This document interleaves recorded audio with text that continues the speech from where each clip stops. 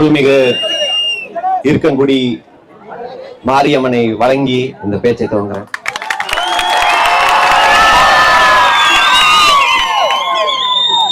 நம்ம மாரியம்மன் இல்லையா, நம்ம முதல்ல நம்ம அம்மா மாரியம்மனுக்கு நம்ம வணங்கி மத்தவங்க எல்லாம் அப்படி விட்டு எடுத்துட்டு போக விட முடியாது. அனைவருக்கும் வணக்கம்.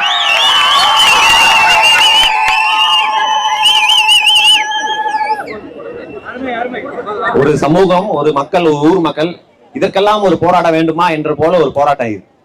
இருக்கன்குடி மாரியம்மன் கோவில் இருக்கன்குடியில தான் இருக்குங்கிறது அது ஒன்றும் யாருக்கும் டவுட் கிடையாது. ஆனா ஐஏஎஸ் படிச்சுட்டு வந்த கலெக்டருக்கு சரி அதெல்லாம் கோச்சிங் சென்டர்ல சொல்லி கொடுக்கல.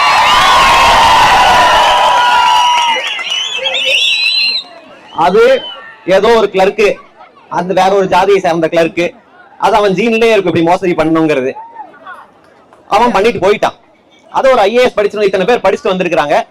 அது தவறு, அது இருக்கன்குடிக்கு தான் சொந்தங்கிறதுக்கு புரிய வைக்கிறதுக்கு 10,000 பேர் திரண்டு வந்து போராட்டம் நம்ம இந்த நாட்டுல.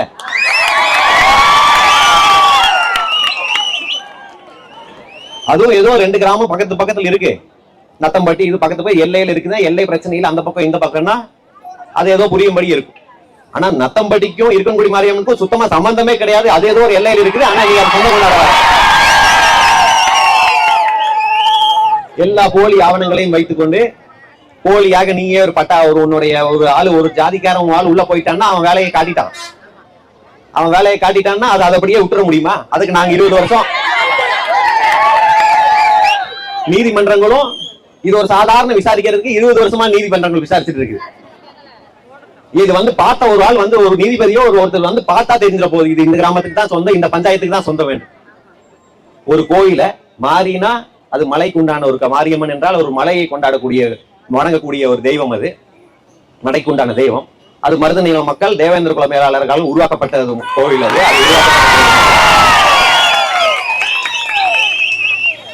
எங்க மூதோதையர்கள் பல 1000 வருஷங்களா உருவாக்கி ஒரு கோவிலை உருவாக்கி அதை பல மாவட்டங்கள் இருந்து பல லட்சம் மக்கள் வந்து கும்பிடுமா உருவாக்குவோம். நீ ஒரு பட்டா நம்பரை சேஞ்ச் பண்ணிட்டு நீ எடுத்துட்டு போயிடும், நாங்க சும்மா பாத்துட்டு இருக்கோமா?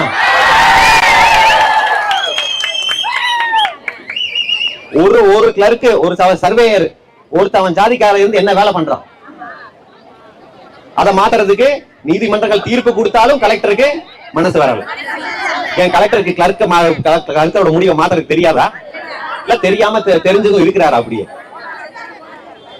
அப்புறம் நம்ம இந்த பக்கம் வந்தா அது எப்படி என்றாலும் ஒரு ஒரு ஒரு வழிபாட்டு தலமோ ஒரு சுற்றுலா தலமோ, இங்க ஒரு பழனி கோவில் இருக்கு, ஒரு திருப்பதி கோவில் இருக்கு என்றால் அந்த கோவிலுக்கு பல லட்சம் மக்கள் பல்வேறு மாவட்டத்துல இருந்து வருவாங்க. எல்லாம் இதெல்லாம் சாதாரணமா நடக்கக்கூடியது. அப்படி வரும்போது அந்த கிராமத்துல அந்த கோவில் எந்த பகுதியில் இருக்கோ அந்த பகுதி மக்களுக்கு அது ஒரு பொருளாதாரத்துல பயனடை வகைதான் இருக்கும். அப்படிதான் வந்து எல்லா கோவில்களும் டெவலப் பண்றாங்க. அப்படிதான் எல்லா தலங்களும் டெவலப் பண்றாங்க நாட்டுல. ஆனா அந்த ஒரு வருமானம் இந்த தேவேந்திர குல சமுதாய மக்களுக்கு வந்துவிடக் கூடாது என்பதற்காக திட்டம் போட்டு எந்த பலனும் வந்துடக்கூடாது. கோவிலும் வந்துடக்கூடாது, அதனால பொருளாதாரம் வந்துடக்கூடாது, அடையாளங்களும் வந்துடக்கூடாது, நம்மளுக்கு உண்டான உரிமைகளும் வந்துடக்கூடாது என்று திட்டம் போட்டு இங்க அந்த வெறும் ஆட்சியர் மட்டும் கிடையாது, ஆட்சியருக்கெல்லாம் ஒன்றும் கிடையாது, அவரும் கிளர்க்கு மாதிரி தான் வச்சிருக்காங்க நம்ம இந்த ஆட்சியில. ஒரு உயர் நீதிமன்றம் போட்ட ஒரு தீர்ப்பை அவரை அதை அமல்படுத்த முடியாம இருக்கிறாருன்னு என்ன கலெக்டர்? நீங்க ஐஏஎஸ் படிச்சுட்டு வந்த 2 அமைச்சர்கள் இருக்கிறாங்க, இதே திமுக அமைச்சர்கள் 2 அமைச்சர்கள் இதே மாவட்டத்தில் இருக்கிறாங்க. அவங்களுக்கு தெரியாதா இந்த பிரச்சனை 20 வருஷமா போகிறது? அவங்கதான் பண்றது. 20 வருஷமா இந்த பிரச்சனை நடக்குது.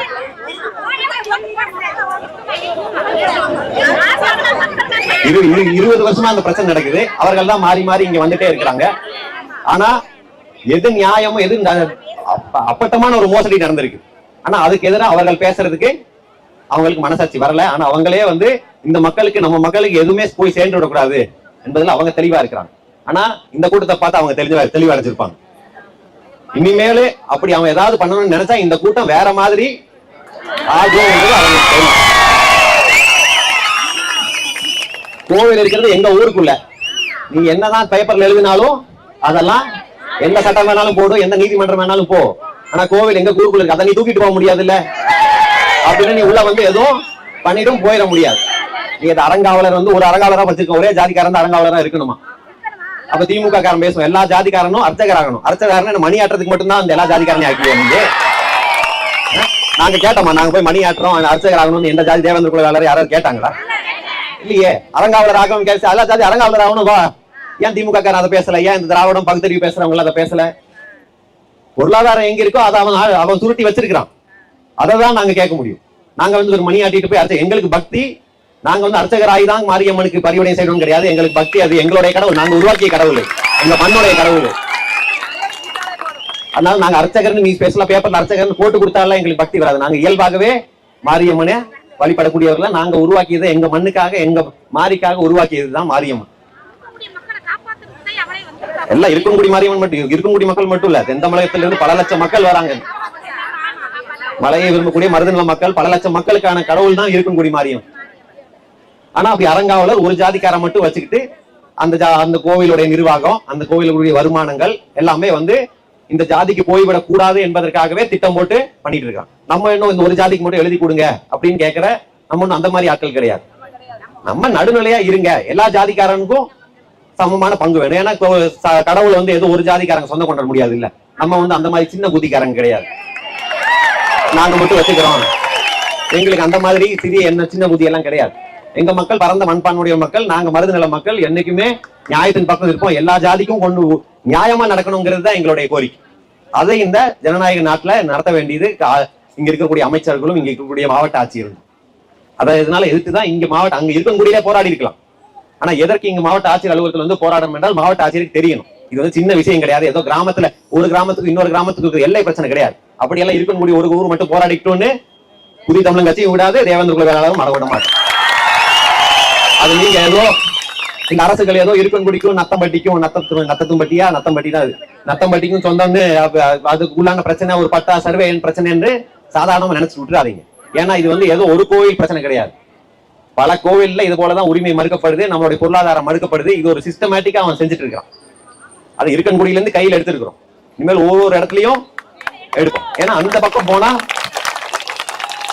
ஏன்னா ஒரு ஆபத்தான ஒரு கூட்டத்தின் கையில் அது மாட்டி இருக்கு. அவர்களை கோயில்ல அரங்காவலரெல்லாம் வச்சிருக்கிறதே பெரிய ஒரு விஷயம் கிடையாது. எதை பாதுகாக்க வேணுமோ, யாருக்கிட்ட இருந்து பாதுகாக்க வேணுமோ அவங்களையே அரங்காவலரா போட்டு வச்சிருக்கிறதுக்கு வந்து அது வந்து கொஞ்சம் யோசிக்க வேண்டிய விஷயம் தான். அதெல்லாம் வந்து அப்படி விட்டு விட முடியாது. நீ வந்து சாவியை வந்து திருடன் கையில கொடுத்த மாதிரி வச்சிருக்கோம். ஒரு அங்க போய் ஒரு மாரியம்மன் கோயில்ல முடி காணிக்கை மயிரை கொடுக்கிறவங்க அதை திருடிட்டு இருக்கிறான். அவங்கிட்ட கொண்டு போய் நீ கொண்டு போய் கருவறையை கோவில எல்லா சொத்துக்களையும் கொண்டு போய் கொடுக்க சொல்றீங்க. அதை வந்து மத்த மக்கள் எல்லாம் பார்த்துட்டு சும்மா இருக்கணும். அதெல்லாம் தேவேந்திர குல சமுதாயம் புதிய தமிழகம் பார்த்துட்டு இருக்காது. ஆட்சி நீதிமன்றங்கள தீர்ப்பு வந்துருச்சு, தேவேந்திர குல சாதகமா வந்துருச்சு. இதுதான் இருக்கன்குடிக்கு தான் சொந்தம் என்று வந்துவிட்டது. அதை அமல்படுத்துவதற்கு அரசுகள் ஆட்சியர்கள் எல்லாம் யோசிக்க கூடாது. உடனடியாக அதை அமல்படுத்த வேண்டும். அரங்காவலர்கள் வந்து ஒரே அரங்காவலர் ஏதோ குடும்ப ஆட்சி போல அவங்களே தலைமுறையா இருக்கிறதுக்கும் ஒரே ஜாதியினர் ஆதிக்கம் செலுத்துவதற்கும் அது தொடரக்கூடாது. அனைத்து ஜாதியினரும் அரங்காவலர்கள் ஆக வேண்டும். அதோடு தேவேந்திர குல வேளாளருக்கு மறிக்கப்பட்ட அனைத்து உரிமைகளையும் மீண்டும் கொடுக்க வேண்டும் என்று கூறி விடைபெறுகிறேன். நன்றி, வணக்கம்.